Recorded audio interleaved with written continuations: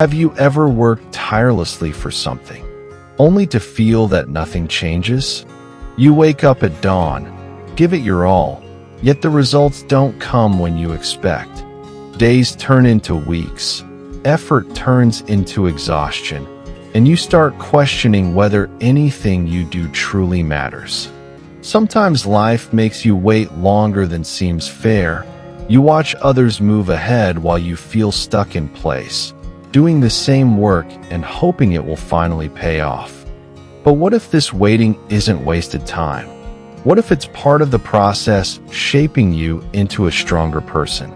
This is the story of a young man who learned that what grows slowly lasts the longest. His name is Moses, and his journey began with something most people try to avoid: patience. Moses lived in a lush village nestled between mountains, famous for growing rare olive trees. His father, once considered the most skilled farmer in the region, had taught him how to plant saplings and read the language of the land. Amr was in his early 20s, full of ambition and energy, dreaming of owning the largest orchard and selling thousands of tons of oil in distant cities to become famous.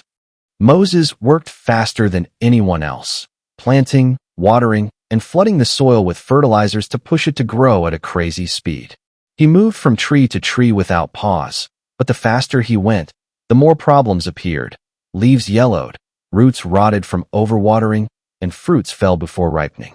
Yet, Amr refused to slow down, telling his father, "I can't wait years for these trees to bear fruit. If I do, I'll miss the trade train." His father watched quietly before replying, "The earth listens only to time, my son. If you rush it, you break its spirit."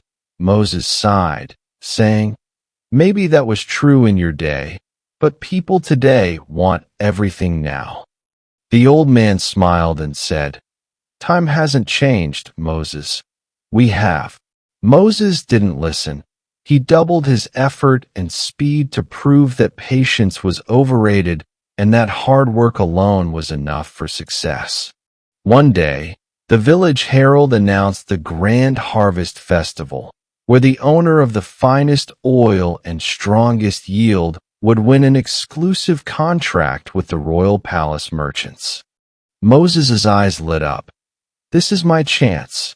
I'll prepare 100 trees of the finest varieties and amaze everyone with my yield." His father looked at him calmly and said, "Take care of just 10 strong trees. The rest will follow." But Amr had already started planting saplings quickly, forcing them to grow out of season with stimulants. He worked all day, but impatience made him reckless. He didn't check soil quality or let the roots breathe. By the festival, Moses' trees looked tall at first glance, but when the first autumn winds blew, they began to wither and fall one by one.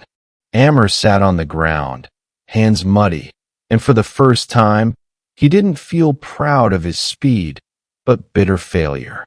Days passed, and Moses avoided people, until he saw his father in the village square displaying a few bottles of pure oil beside 3 baskets of plump olives. A woman asked, "How long did it take to produce this beauty?" His father smiled and said, "The time the earth needs to give me its best." It was then that Moses realized his father wasn't chasing a prize. He was working because he loved the land itself.